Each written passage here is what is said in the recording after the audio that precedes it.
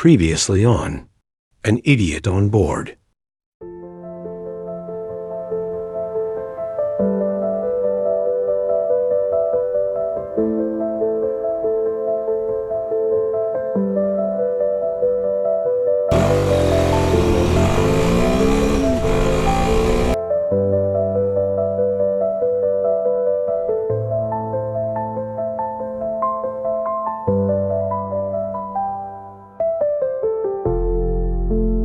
Would I buy one?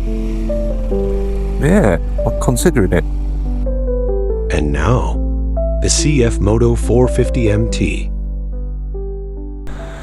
Here we are then. CFmoto 450MT time. And I can't remember if I've already said it in the introduction or not, but... Oop. That's me being used to my Harley then, just pressing it once and letting it go. Yeah, I can't remember if I said it get your words out, Chris, in the introduction or not, but I didn't really know much about this bike to begin with. Not really had a look at a lot to do with it or anything like that, so I know that there's loads of reviews and stuff out there now, you know, sort of doing a quick Google search. Yeah, really looking forward to seeing the difference between this one and the 450 Himi. One thing I did pick up on actually, through a few bits that I've seen here and there and talking to the guys before I've taken it out, is mentions of a really snatchy throttle, as in you go from nothing to 15% power in like, I can't click with my left hand like that. Oh, what's going on with your head today, Chris? But in all fairness, it's a little bit snatchy. Thing that I sort of not used to, because the Harley, in all fairness, the Harley is quite snatchy as well. And you just get used to it, a little bit of clutch if you need to, or what have you. But that's off. Slight twist and it starts pulling, but we'll see how that affects the ride as we go.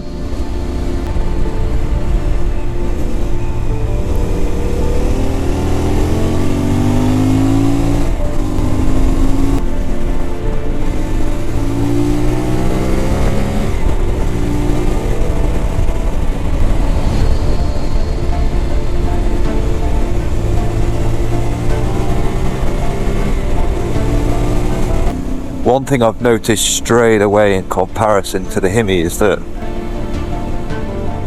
I am sat lower on this bike, but Chris, with your word, it's cold today. I'm sat in the bike rather than, well, more so in the bike than the Himi. Like I said, on the Himi I felt like I was sat in it more than people tend to say, but this one I'm definitely well in it. Apparently you can get a rally seat forward, which is, you know, 5 centimetres higher, 50 mil higher, so that could be a good investment for somebody with my sort of leg length and what have you, potentially.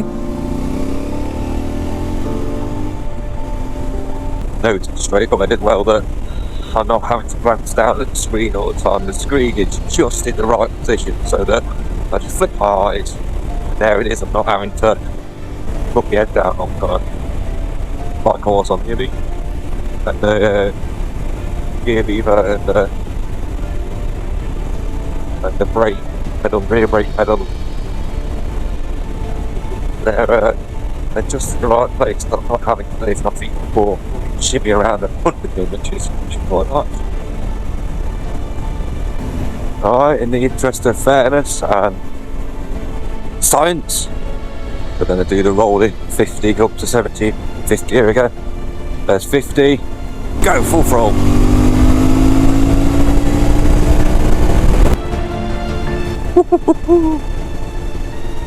I'll have to look at the replay, look back at the camera and see, but that definitely felt quicker.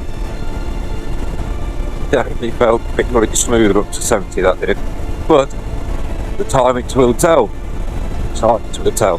Just noticed as well, you can flick the ABS at force like move. Watch, press, think, one press. It says Right, tell you what, guys, don't do. That's not. Oh, there we go. Off-road mode. Off-road mode. Ah, okay. So you press and hold it, let the throttle off, and it's switch the ABS and traction control off. Press, and it's all back on again. That. The fact that you do that on the fly as well. That's impressive. Like it.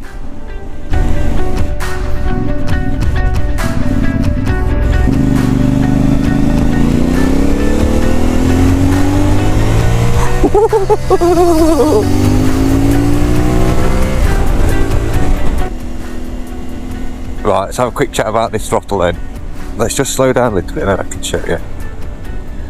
So I'm off the throttle now, look. Off, no power on. Look how little my wrist is turning. And that sort of like little little rock we've got going. Oh dear. It's not that bad. I can't think that would be accidental. Surely that's got to be on purpose for, you know, when you're off-roading and you want that quick snatch of power to get out of something or get up a hill, etc, etc. I can't say it's bothering me, but it is there, and I can see why it annoys people slightly. You just got to be smooth with your accelerator, nice and smooth, and it doesn't really bother you that much. But if I roll off now, roll on nice and smoothly, there we go, power's back in, no issue. Roll on nice and smoothly, power's back in, no real issue. 0 to 60 challenge then.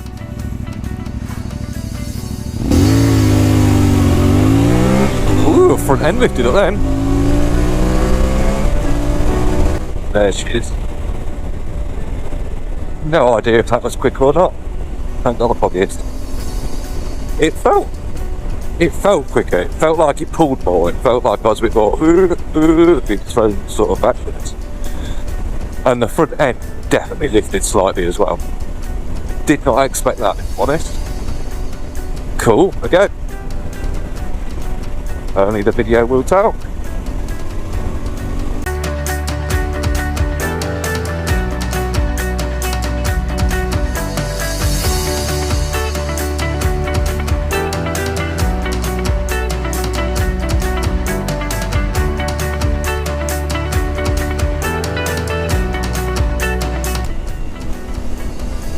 Nobody behind me, quick brake test on French around rear brake only. There's the ABS. Too bad. Not too bad.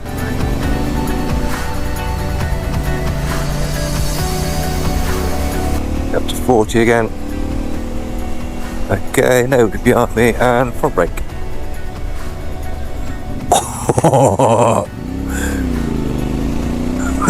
Front brake's got some stopping power. I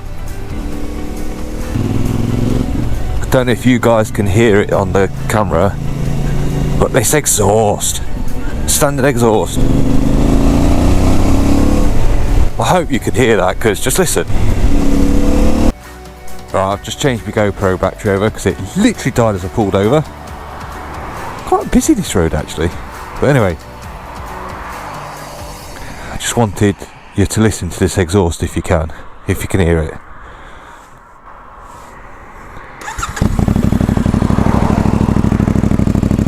I hope you can hear that.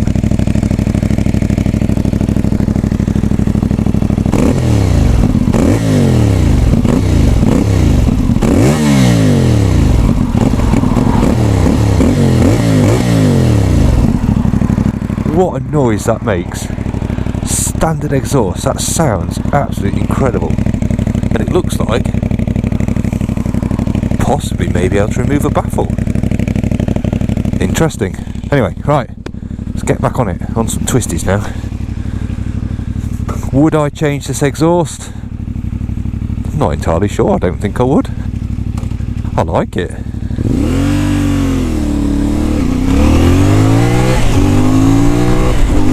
Just listen to that!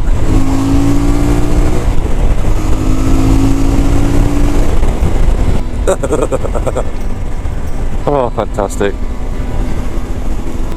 Something else I noticed as well, which is cool. Whoop, whoop, whoop. They're on like some little, from like a ball bearing or something. But that is really handy. Standard as well. Everything on this bike is standard. Nothing's been upgraded. But awesome little mini-kit so far. Very impressed. The engine in this CFmoto then is I don't know, something flipping magical with pixie dust and fairy magical, so I don't know. It's a 270 degree cross plane crank, which I basically think means that the cranks there and the pistons are there, they're offset or something, I don't know. Similar to the T7, I believe, similar sort of idea. So it's like a mini T7. And it's weird because this feels,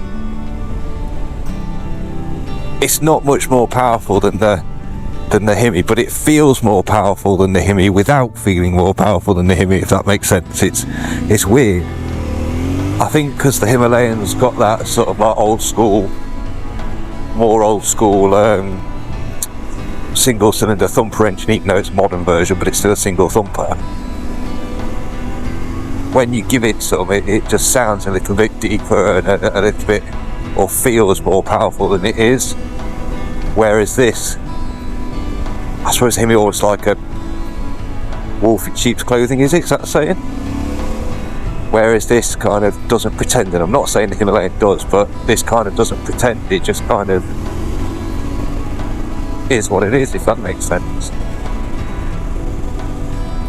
It feels faster, it feels more powerful, but like it doesn't sort of jerk you around or make you feel, I don't know.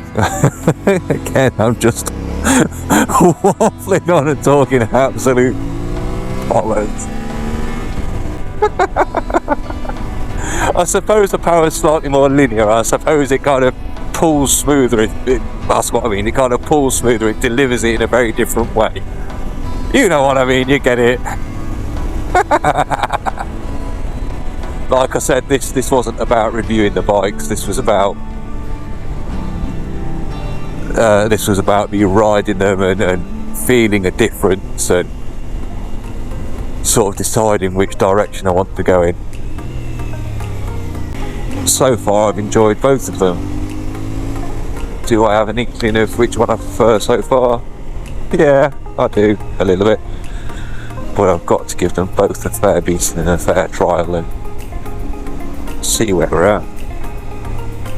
Mileage wise, compared to the Himalayan, this one's done 1,142 miles, so it's well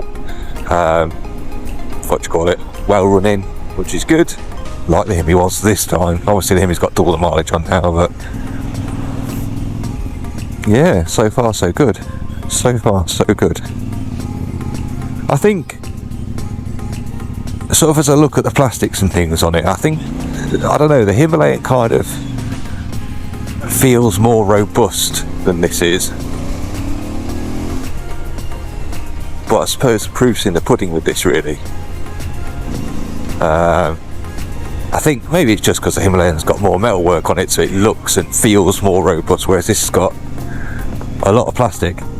And it's not to say that the finish isn't good on it, because the quality of it looks great. And I've noticed in these black bits here around the dash and that, the little inserts, there's like little camouflage detail, and it's very, very subtle. Don't know if you can see it on the camera, but it's like a digital camouflage kind of pattern, but that must be intentional. But it looks nice, very, very subtle, very clever. Let's go and join the dual carriageway for a bit then, as on the Himalayan. Stretch its legs, see how it does sitting at 70. Probably on 6th gear, 5,500 revs at 60. The Hemi was sitting lower than that, sure. I don't think I'm going to get up to 70 before I get up there. But in comparison, so I'm doing the same revs as the Hemi was doing at 70, whereas on here I'm doing it at 60. So that's going to be quite a big difference, I reckon. But if I manage to bring this up to 70, it's probably going to add on another 1,000, 1,500, maybe not 100, I don't know. Tum, absolute rubbish. Like I said, pixies, magic and fairy dust. I mean, it's comfortable, it's not vibrating a lot. Can't feel massive amounts of vibrations through my feet or in my hands. Doing up here, so I ain't going to get a percentage this time, just a shame. However, I will hit another 70 later and try again. Oh, stretch its legs. Sit good, 70. About 6.5. Yeah, it's about 1,000 RPM more than Hemi was. Which, to be fair, it's not a bad thing. This starts red lightning around morning. I don't think that's bad at all, really. You could sustain the whole day, I reckon. Now, let's do the rendezvous. How it compares to the Hemi on this little flicky bit.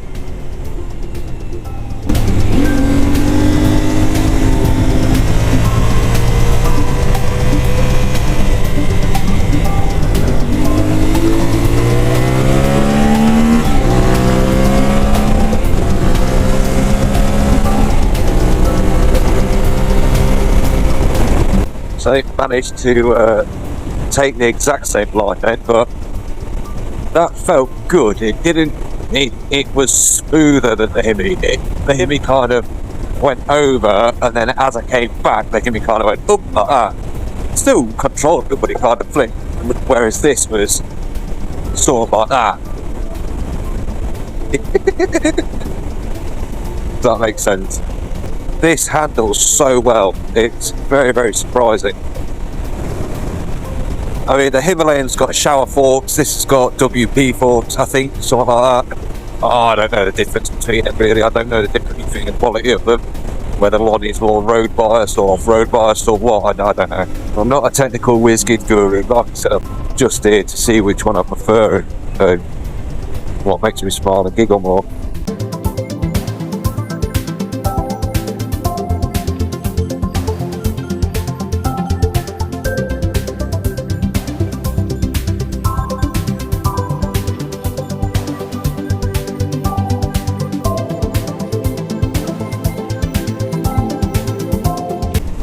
Last little bit then before I get back to the dealer.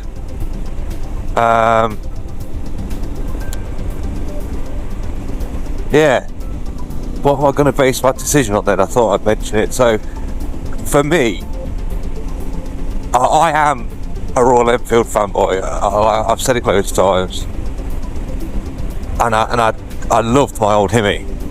So for me, the decision today, it's got to be based on how these bikes made me feel. Ooh, fire!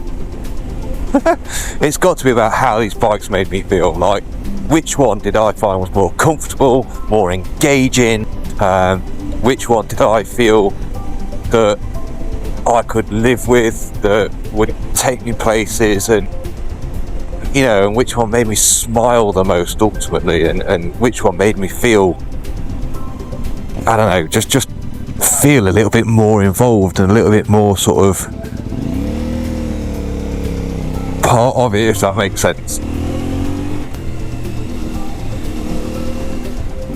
I do think that a motorcycle, and it is me being a little bit going down the rabbit hole of thought again, but for me a motorcycle is sort of an extension of yourself. You have to be one with the bike in order to ride it properly and be able to get around the corners and enjoy yourself. It's an extension of yourself, isn't it? You're one with you.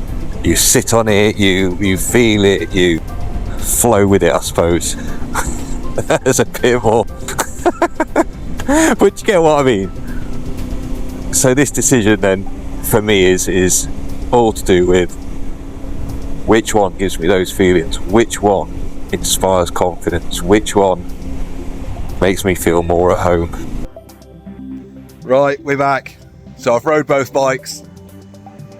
I've rode the 450 MT and I've rode the 450 Himalayan.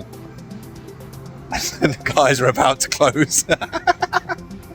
Sorry I took too long. Anyway, I need to go. I need to go now and decide. And I've made up my mind. I've made up my mind. I think you guys can probably guess already. But I'm going to shake this gentleman's hand. Can I buy a CFmoto, please? You can. Yes, you can. I'm going to buy a 450 MT. It just took me. It made me smile. It made me laugh. It felt very inspiring on the road. And I personally just preferred it over the Himalayan. And I'm quite sad to say that because, as the guys here know, I am an Enfield fanboy and I am a Himalayan fanboy and I love the bike. And it was so much better this time, I'll admit, because it's got 2,000 miles on it now, unlike before where it had 200. And it is so much better, it's so much nicer. But for me personally, for what I want to do, for the way I feel, and that grin factor and whatnot, the CFmoto did it for me. So there we go. He's hiding now because he don't want to come back on camera. It is what it is. But yeah, I'm going to go do some business. And I guess I'll see you next time. Cheers all, take care. Bye bye.